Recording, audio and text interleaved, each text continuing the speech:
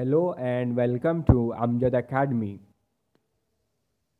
Today we will talk about oxidation of alcohol using Jones reagent.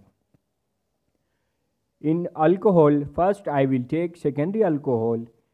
This secondary alcohol which is attached to one R group and another R prime group, it will react with the Jones reagent. Jones reagent can be written in a two ways. Either like this, a mixture chromium trioxide, sulfuric acid, water and acetone as a solvent, or you may write it as a chromic acid, which is the reacted product of this mixture. Now secondary alcohol on oxidation will give us ketone and chromous acid as a side product. Let's look at the mechanism how the reaction goes. First, this is our secondary alcohol. In the first step, it will do a nucleophilic attack over the chromium. This hydroxyl OH will attack with its lone pair over the chromium.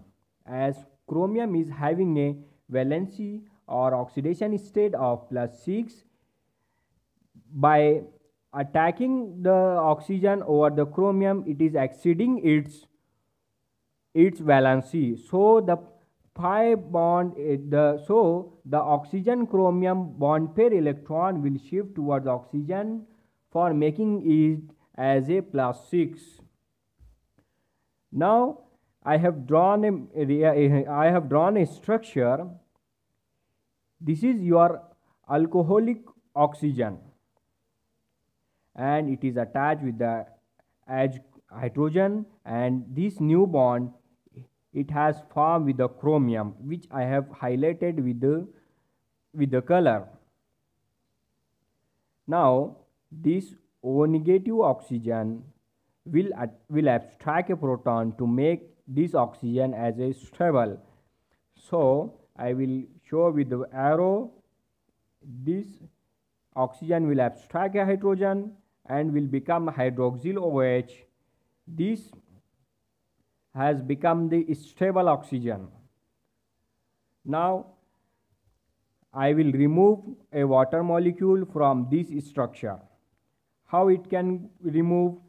By shifting this oxygen lone pair towards chromium, and the same thing will happen here, as it has a +6 oxidation state and has a valency of 6, and by turning this lone pair towards chromium, it is exceeding its valency. So this hydroxyl group will remove by abstracting one hydrogen atom from this OH as a water molecule, and I will write here -H2O, the removal of water molecule.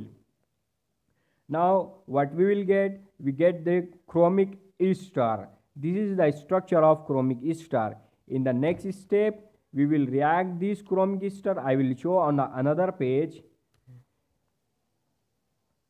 Now you can see here, this is the chromic ester which we have prepared in the first step. This chromic ester in the second step, what it will do? Here in this ester, alpha hydrogen elimination will take place by using base, and water molecule I am using as a base. This water molecule will abstract one proton from this carbon. Now go through this arrow. This is abstracting one proton from this carbon, and this carbon hydrogen electron will shift towards carbon and oxygen bond. It will make carbon double bond oxygen, which is our ketone. This remaining side product will react with the hydronium ion, and this will abstract a proton and will become a chromous acid. This side product is a chromous acid. Now you can see when we were started, our chromium is having a oxidation state of +6. Now in the last step, we are getting a chromium as a +4. Means what it has done? It has done the oxidation and it is becoming the oxidizing agent. Its oxidation state has been shifted from +6 to +4. Thank you for watching.